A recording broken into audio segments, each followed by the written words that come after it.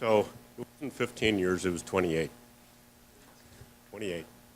Okay, and the story there is that we started out with an IETF meeting in 1990, August of 1990, and a statistician whom you probably know by the name of Frank Zelensky came and gave a lightning talk, just a very short talk at a plenary meeting, and said, you realize, guys, the way the Internet Assigned Number Authority is handing out addresses, you're going to run out of IPv4 by 1994.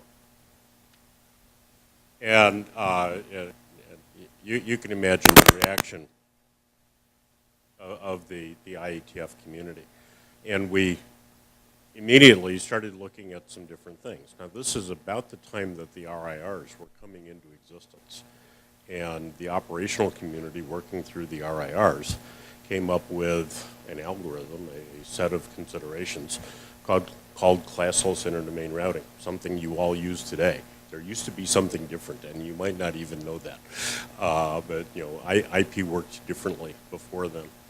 And they had to convince us that it was the right thing to do. But okay, if that's the right thing to do, we had to put it into the routing protocols. We had to put the concept of a prefix and a prefix length into the routing protocols. So there was a fair amount of technical work, and then getting that into the code, getting that tested, discovering that it worked, and you know, all of that stuff that goes through with deploying any technology. We asked for ideas about a next generation protocol because we knew that whatever we did, we were going to eventually run out of addresses. And IPv6 was the eventual winner of that. There were several other solutions proposed. And Paul Chukia, now at Cornell, Paul Francis, he changed his name when he got divorced, came up with the concept of a network address translator. And it turns out that the network address translator has extended the life of the IPv4 internet by easily 20 years. Okay? And that's great. You know, the network continued to work. The thing is, though, that even with that addition and all three of those additions, we're still out of IPv4 address space. And so now in the past few years, we've had the address market. Things have moved on. And we're actually depleting the addressing market. According to, if IPv4 was real estate, there's a company that would be a real estate agent for prefixes. And they tell us that they expect basically the price of an IPv4 address to peak in 2018 or 2019, and after that, the deployment of IPv6 to be sufficient that the value of a v4 address goes down, and you know, the whole thing augers in. Okay, so we're coming kind of to the end of that addressing market. But then also on the technical side, so the original IPv6 specification came out in 1996, the one that we've been using for a number of years came out in 1998, but we didn't have it in DHCP. We didn't have it in, you know, protocol after protocol, and we had to go back and fix those and then put that into product, into routers and into switches and into Linux and into, we finally got it into Windows not too long ago. Windows Vista had IPv6, didn't work, but it existed. We had to go through those things, and we had to test them. Most of the testing happened in research and engineering networks, TONNET being an example. Okay, so the fact that TONNET's been doing that for a long time, okay, they've been doing their job. They've been doing research.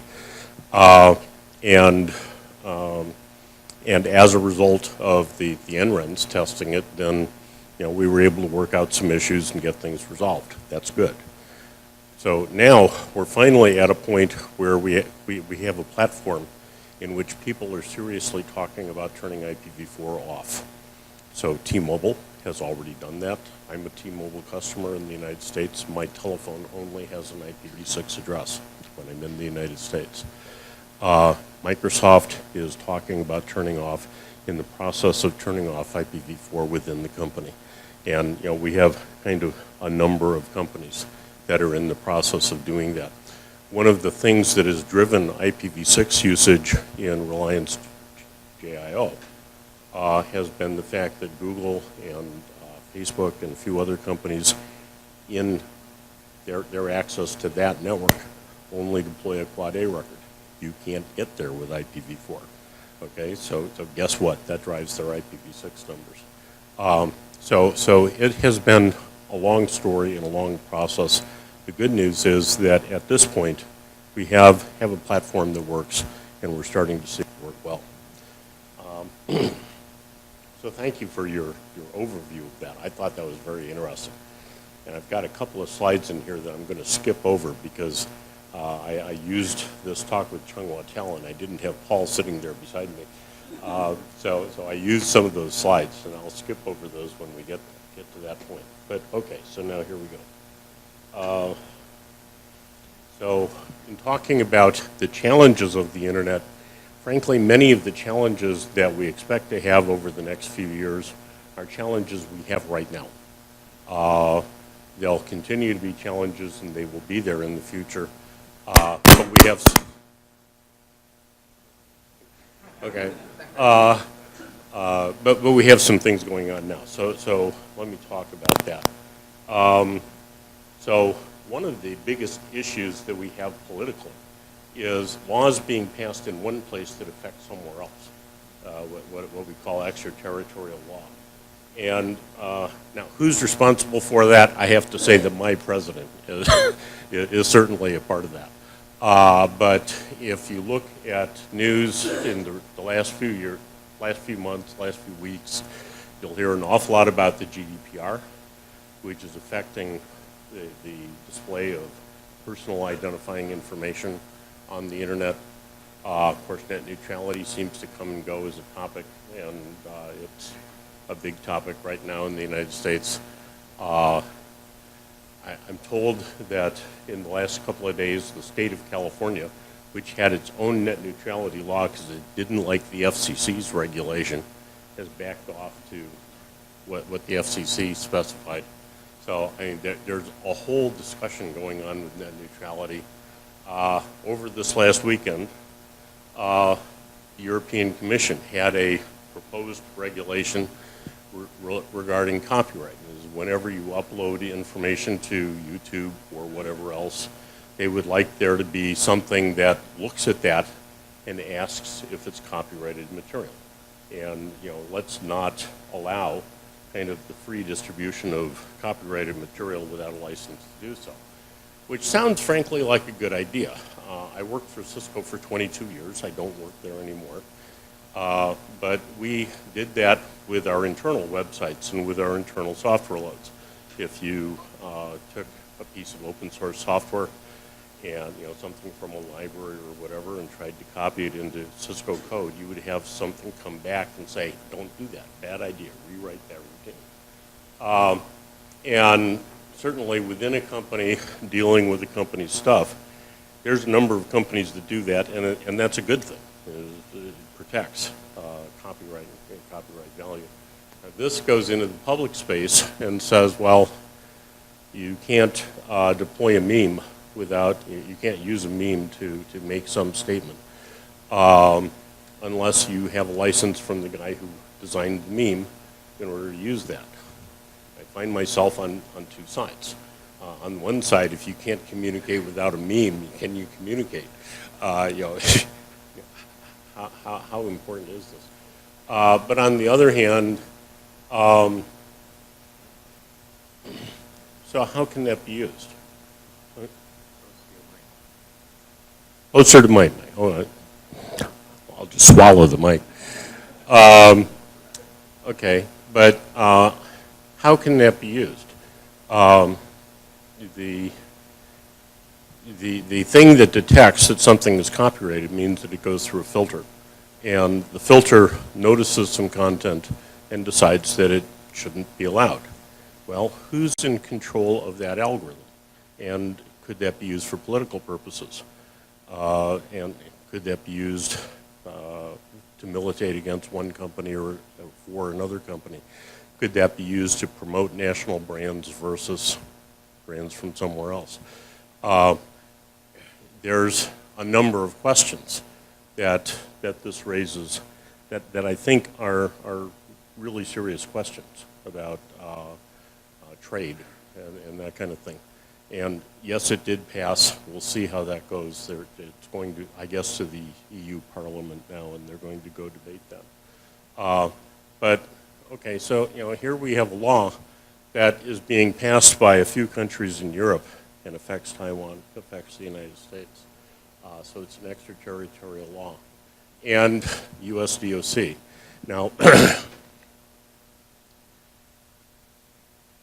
U.S. government, through ARPA, funded the initial development of the internet, and they tend to feel that they're very important as a result. And under contract, they funded the Internet Assigned Number Authority and much of the work that leads to what Paul does and other things. They held a veto position. They didn't actually control the activities of ICANN, but they had a position where decisions being made by ICANN about top-level domains had to get passed by them, and they had the opportunity to say, don't do that.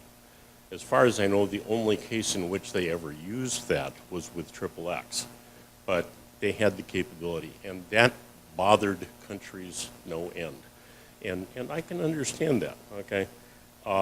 If I was in a position where I want to change the lock on my front door and I have to check with my neighbor to see if it's okay with him, or I need to file a copy of the key with the police department, that seems very strange. It's my house. I want to control it. And certainly the operation within a sovereign country, if they want to change their CCTLD, they should be able to. It's theirs. Why does that pass by the Department of Commerce? So I very much understood the stomach acid that went on around the U.S. government's involvement with ICANN and IANA. And they finally, at long last, said, we've had enough of the bad publicity. Let's get out of that. Well, now, U.S. DOC, NTIA, is asking the question, should we take that back? Guys.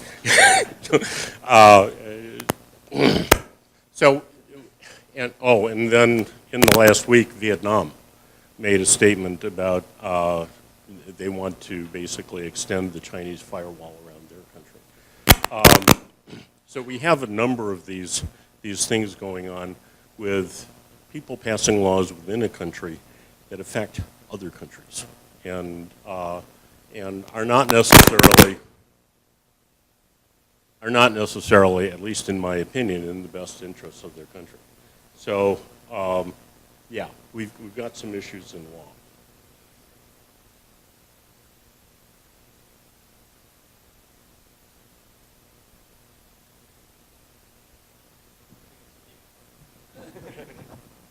Okay. So another big topic in the internet today is security. And of course, the big reason that it's a big topic is that when the internet technologies were first being developed, people kind of ignored the concept of security. We treated it as a matter of etiquette. You wouldn't do something that would hurt your neighbor, right? And well, we have people, hackers, that do things that hurt our neighbors. So security has become a big issue where at one point we literally ignored it. One of the things that's going on, and you being ISPs, this being a network operators group, I'm going to mention to you is the mutual agreed norms for routing security. I don't know whether you've heard about it before. I would imagine that you have. I know there have been presentations in APNet and at Apricot. I don't know if you brought it up here. But okay, so the deal is that BGP, the routing protocol that we all use to talk to each other, is basically an honor system. We advertise information to each other, and for the most part, it's fine. Whatever you say, I'm going to believe that. I'm going to make it happen. And the chain of trust has turned out to be an issue. So we see quite frequently hijacked domains and things like that. And you know what that leads to. It's problems that have had each of you tearing your hair one time or another. So what is being proposed, and this is the Internet Society as the marketing person for the organization or for the activity, but frankly a set of ISPs sitting down and talking with each other about it and coming up with proposals about it. They're looking at events that happen all the time, route hijacks, route leaks, address spoofing, and the results of that, which are reflection attacks and business problems and so on and so forth. And basically suggesting solutions in terms of filtering policies and source address validation, BCP 38. So this is something that is actually fairly important and affects all of our businesses.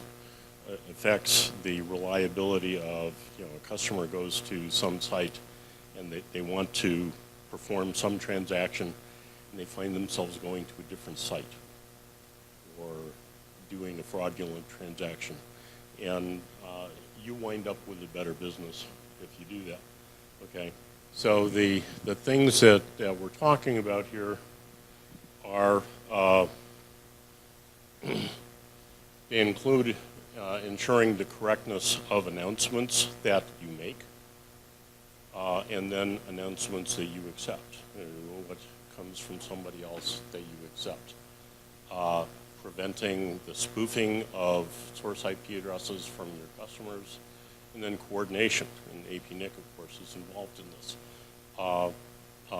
Coordination with the other network operators to make sure that the IRRs are up to date and that you have the correct information to build your filters.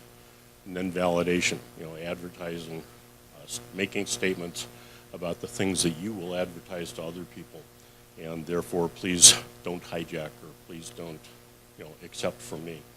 Okay. So the website for this is manage.org, and I'd really encourage you, if you haven't done so already, to go look at it and look at the proposals that are being made about technical, making sure that the information that we use in routing is correct. Now addressing, Paul already talked about quite a bit. If I look at Google's data, and here I have it from Eric Fink's website, if I look at Google data about what's going on in the world, I see 47 countries that Google thinks 5% of the traffic coming from that country and going to Google is using IPv6. So 47 countries where it's becoming fairly important. The blue line across the top is Belgium, and that green line down there is you guys. Okay, and that's a good thing, okay? It took you a while to get into the act, but okay, you're in the act. This is a good thing. Now, how did Belgium decide that it wanted to be in that place? You've actually got, I think, 4 or 5 major ISPs, ASNs, that are deploying IPv6 in Belgium and really producing a lot of traffic. Why are they doing it? Their government sat down with them. This wasn't a regulation per se, but they said, listen, whatever address you use, and you can use any address you want, whatever address you use, I need to be able to trace it back to a subscriber. And those ISPs were in the process of deploying carrier-grade NAT, which meant, of course, that they could not track the address back to a subscriber. And oh shoot, what are we going to do? And they each deployed IPv6, and they find that their residential customers especially use that quite a bit. And so, Google and APNIC, Akamai and others are measuring a fair amount of traffic from Belgium. It's at the top of the chart. If I look at, and I got this from your guy, George, if I look at how much traffic is being reported by various ISPs using IPv6, I get a very different story, okay? And the story is that in India, Reliance JIO, and now a couple of others together, are generating a fair amount of IPv6 traffic, and it turns out that on a worldwide basis, half of the packets, half of the traffic wandering around. The US is in behind at 22%. Where's Belgium, the one that was at the top of the curve? At 1%, okay? Now, those are very different measurements. Why would that be? You know, think about what's driving that. Well, okay. So what's working really well in the IPv6 world is mobile. In the mobile world, the service provider is largely in control of the handset, certainly in control of the network that the handset is using. And we have mobile companies, one after another, that are saying, fine, I'm going to deploy IPv6. I'm going to use that for a majority of my customers. In T-Mobile's case, they literally turned off IPv4, said, we're done with that. We don't need it anymore. Now, this statement that I copied is out of a report that ISOC published a year ago. This is old news. We know this, okay? Mobile networks on a global basis are driving it quite a bit. And of course, here in Taiwan, Imome is your mobile network, or CHT's mobile network. And they're one of the ones sprinting with IPv6. A second one that is pushing it actually pretty hard is residential broadband. Paul mentioned that in Google's numbers, the weekends seem to have a spike, and then during the week it goes down. And he theorized that, well, maybe that has something to do with corporate networks. Well, it absolutely does. On the weekend, people are at home and they're using their residential broadband. And all of a sudden, we see more IPv6 traffic. And the reason being the residential broadband is working very well.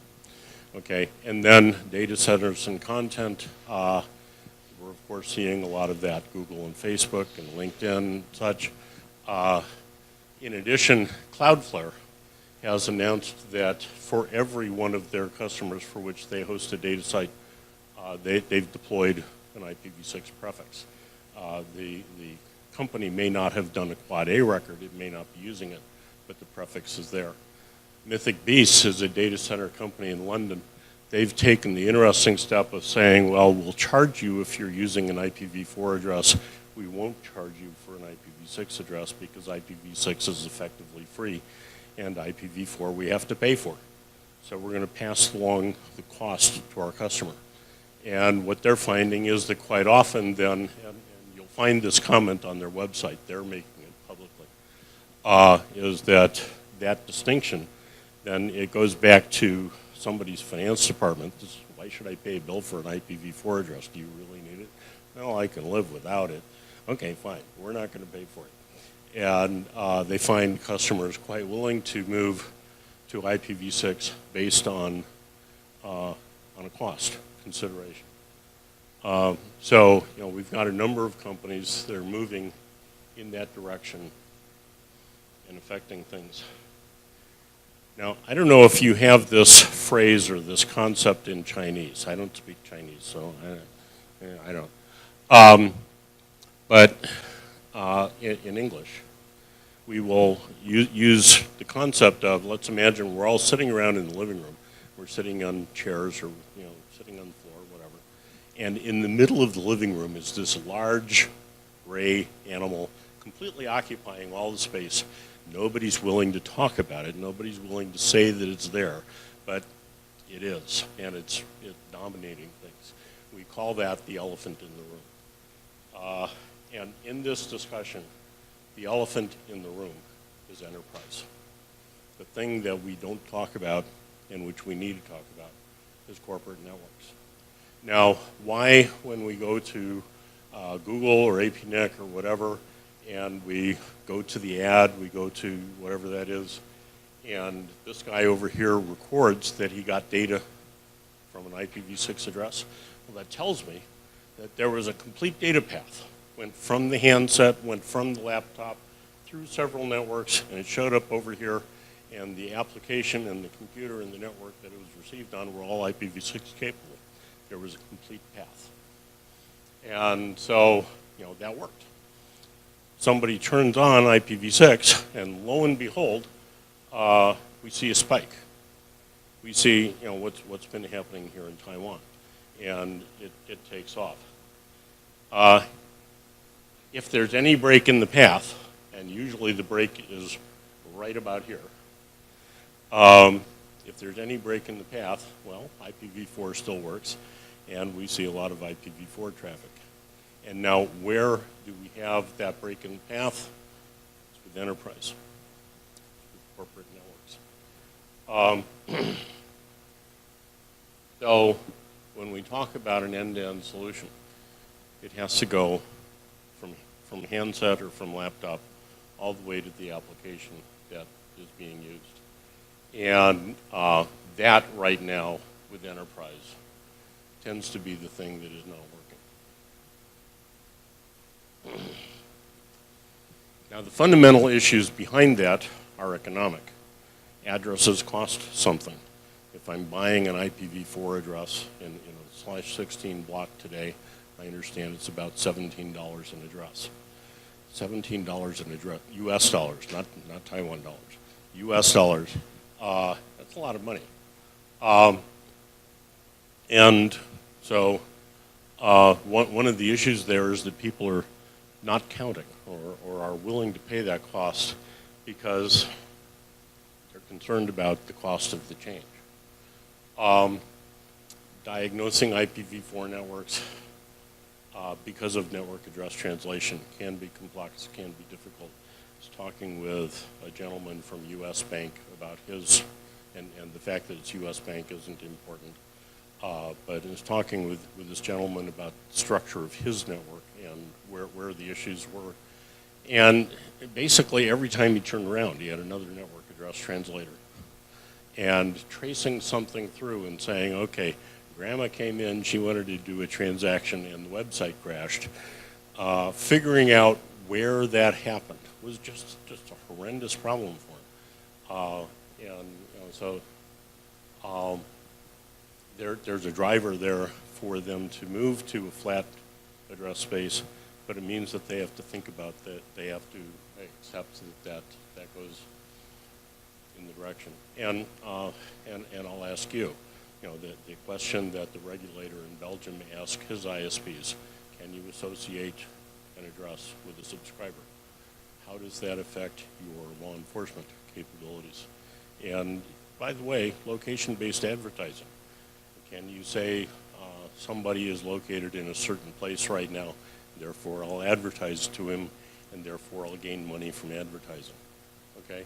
So I think there's actually some fairly strong legal and economic reasons to move in the direction of IPv6, but enterprise is, at least at this point, choosing to not do that. And that's what we need to overcome.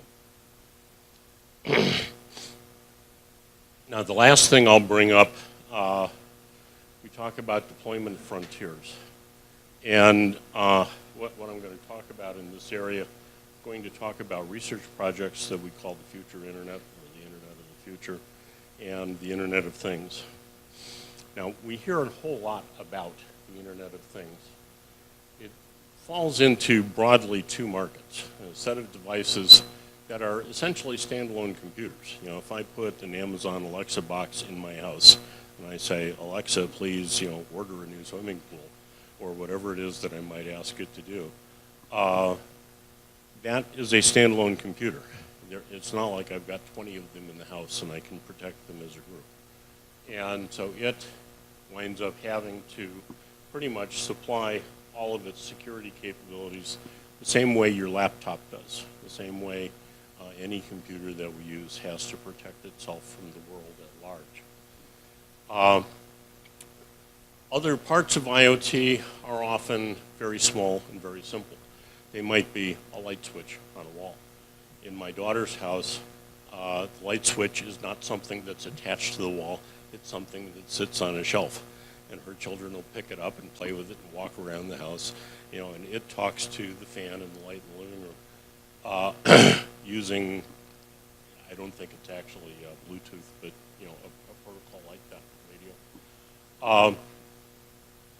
And it kind of does its own thing. Okay. When I talk about video or audio surveillance, I'm talking about cameras. Do we have one in this room? I'll bet we do. I just don't see it. A little thing hanging from the ceiling. Sorry? Yeah. Okay. Well, there's that thing. So those will often be on closed networks, and they often run on IP. Smart grid. BC Hydro has a deployment that goes throughout the province of British Columbia and connects power meters on every house, on every building, to measure and to charge for electrical use. Automobiles, what's going on in a car. We've got all sorts of uses. Oftentimes, those are contained. We know where they are and what they do. And these are actually designed to be part of a security system. And so we wind up wanting to manage them as part of the security system. Now, to give you an idea of what a security system looks like, I'm going to mention MQTT. I could as easily be talking about information-centric networks, content-centric networks, name-based networks, a variety of different technologies. I'm going to talk about this one. Okay. Now, what MQTT does, it has a publish-subscribe architecture. So some device says to a gateway, to a central device somewhere in the thing, I'm going to be sending messages that are tagged in this way. And if anybody cares about them, they care about them. If nobody cares about it, nobody cares about it. That's fine. I'm going to be sending messages that are tagged in this way. And then other devices in the building or in the area might turn around and say, well, if you find a light switch that identifies itself as a light switch on the second floor, and it says that its light is on, I'm interested to know that. So the sensor publishes information, and the subscriber says, I'm interested to receive it.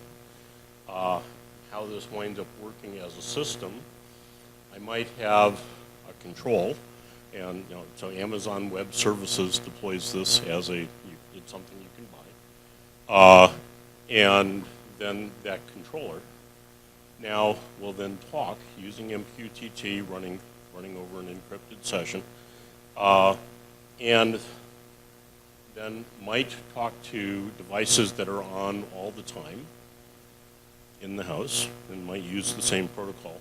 Or they might use what are called sleeping nodes, devices that only wake up once every 10 milliseconds or once every 100 milliseconds, wonder if there's something waiting for it, and do what they need to do, and they go back to sleep. Now, this would be an example of the light switch on the wall. Why does the light switch on the wall do that? Well, to manage its battery life. If it doesn't have to be awake all the time, the battery will last long. Okay? So, this is an example of securing a system. I've got all of the light switches and all the lights, and they're all within this domain, and has a couple of interesting attributes. It can't send a packet that crosses that boundary. Physically can't do that. And it can't accept a packet that comes this way. There are interesting attacks that can come in, but the encryption and the fact of the firewall breaks down that communication path. Now let me ask about the Mirai botnet. There's a website on do I have that here?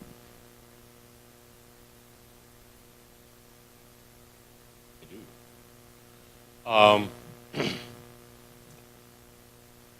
You want to know what the password on your IoT thing is? Go here. Go try those passwords. There's a very good chance that your IoT password is in this list. And that list, they pulled out of a Mirai botnet code. And the deal there is that whoever pushed the Mirai botnet discovered that there were a whole bunch of standard passwords that people were using, and then used that to break into 500,000 devices worldwide. And those devices were able to send an IP packet, and they sent it to take down Dyn or to take down somebody else. Now, what that tells me, first and foremost, is that we had a whole bunch of systems that were designed to be used in an enclosed domain, but then in point of fact, were put directly on the internet. And we had basically a whole bunch of dumb devices with poor security that we let loose, and they did bad things. What's the fix for that? Well, it's only been 30 years that we've been building these devices. And we've learned over the last 30 years, change your passwords and be able to update the software, do some very basic things. And guess what? The people that are developing a lot of these IoT devices didn't get the message and are therefore not doing that. And so there are a number of frameworks that are being proposed, Online Trust Alliance, US NIST, USDHS, and there are others, where people are kind of saying, so let's encapsulate that wisdom. What have we learned in the last 30 years? And ask the device manufacturers to use their heads to act in a manner consistent with what we know. My general thought is that IoT devices are manufactured in the same way we've done low-end routers and low-end consumer equipment for a number of years, and they're making all the same mistakes. And basically we need them to wake up and catch up with the century that they're in. A lot of that, it comes down to up-to-date software patches, moving on from password identification to SSH or something else, and that kind of thing. So now that's pretty much at the end of my remarks here. I'd be happy to entertain questions. You can tell me I'm crazy. You're allowed. So what do you think? 有没有任何问题 ？Any question?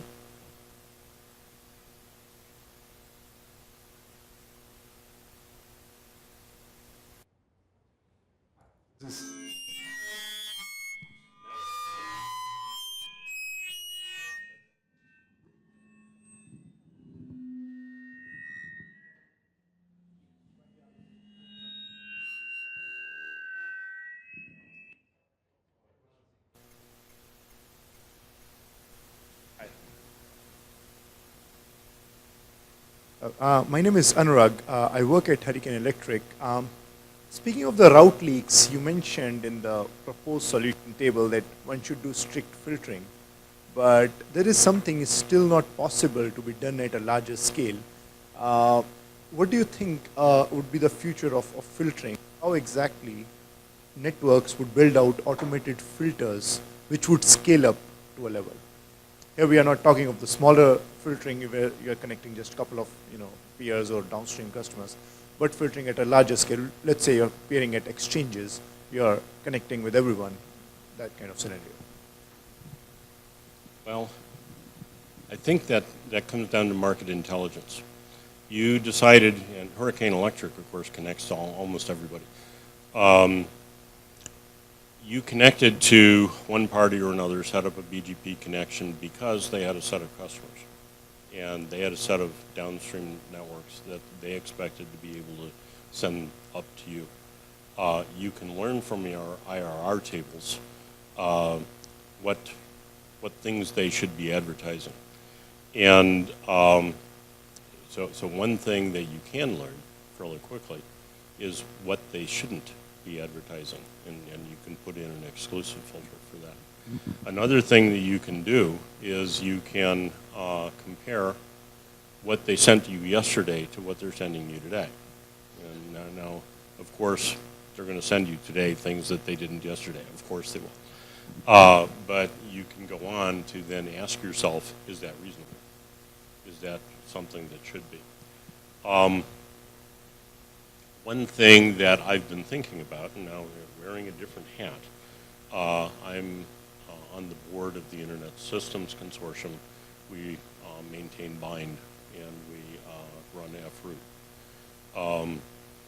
One of the questions that I've been wondering about is how do we deal with fast flux attacks? How do we deal with,